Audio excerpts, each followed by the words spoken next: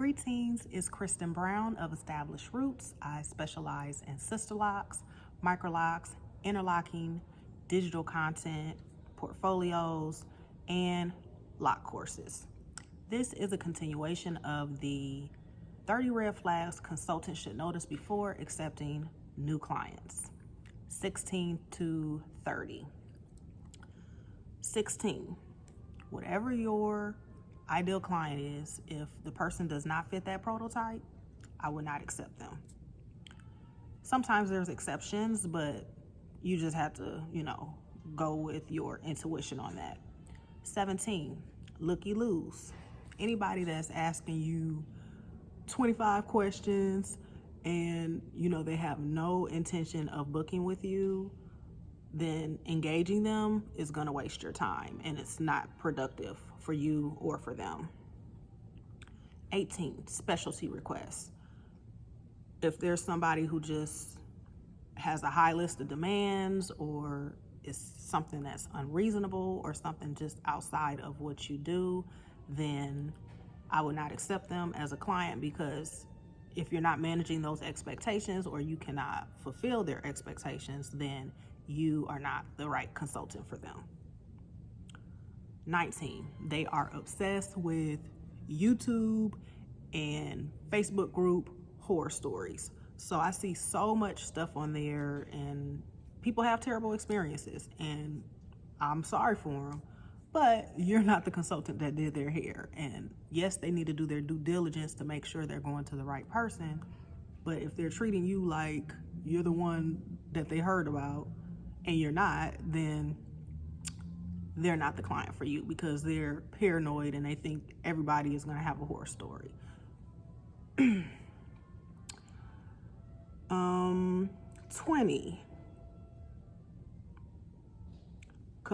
They compare you to other consultants, or they expect you to be, that celebrity consultant that they follow, and we're not clones. So they need to find the person that they work best with. And if they really want that person, then they need to travel to them, or just find somebody that works for them. But you can't make yourself be somebody else or copy their policies or anything that's outside of you being who you are. They need to stick with the person that they prefer. 21, process despisers. So when anybody is asking me if I do lock extensions, some people do those, some people make them. That's great. But for me, I am all about the natural process.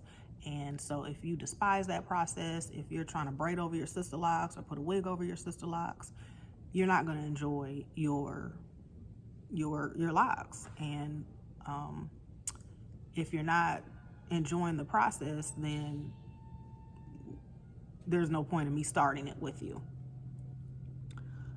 22, somebody that starts with the wrong locks. So that is a preference. For me, I don't like 2-strand twists, so I will not start anybody with a 2-strand twist.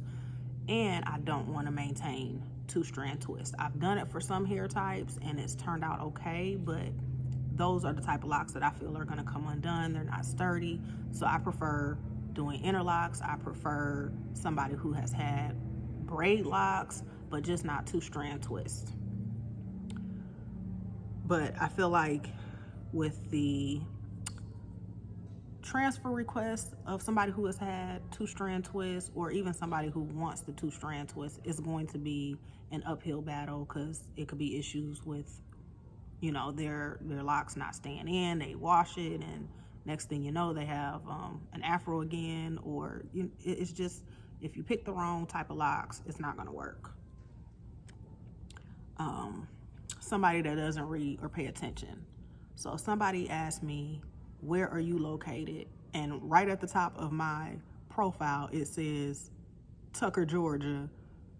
I know there's going to be a lot of other things that they're going to overlook. And, it's like, do your research, read the policies, read the instructions before you book. So somebody that doesn't read, I already know they're going to be in their own little world, and, I can't help them.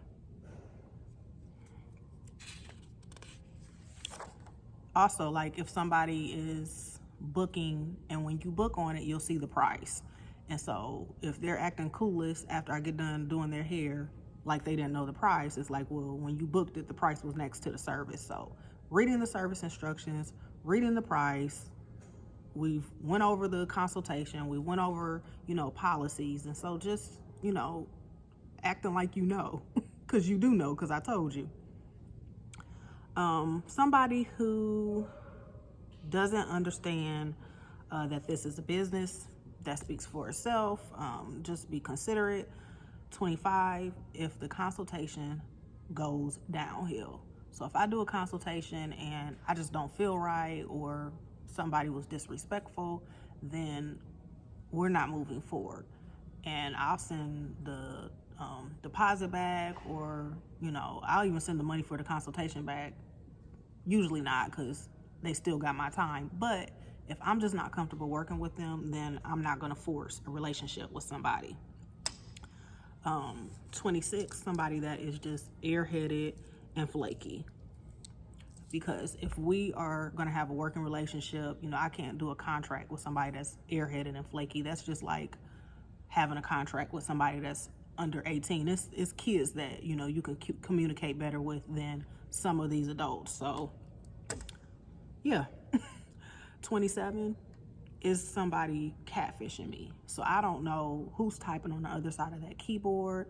I don't know if it's another consultant who is, trying to figure out what I'm doing or what my prices are, or if it's somebody at home office deciding, am I charging hourly or am I charging a flat rate?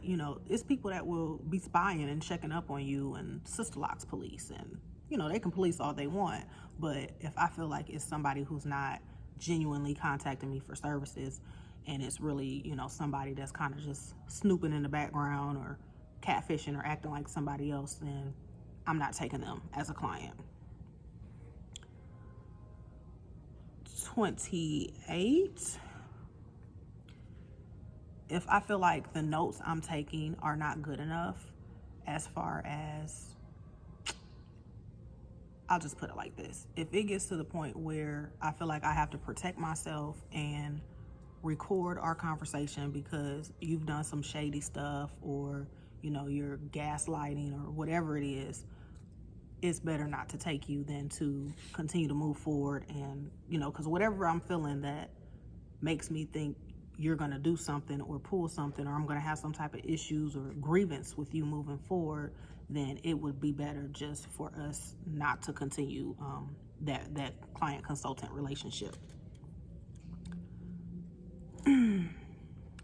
I believe this is 29 if somebody is too young.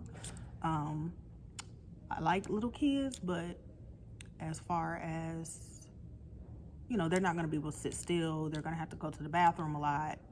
I only have like one kid client, and she's really good, but it took a while for her to get used to sitting and being still. And, sometimes they're kind of tender-headed. So even if their heads are smaller, it's still more work.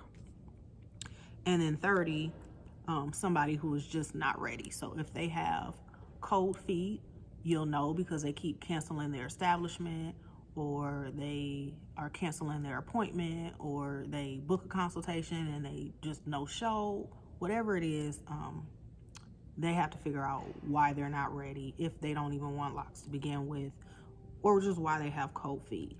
And those are my reasons 1 through 30, but this of course was 16 through 30. Reasons consultants should not take on new clients. These are the red flags. I'm not saying if it's just a couple of them that they can't be addressed, but it's just something for you to take into consideration. Thank you for viewing.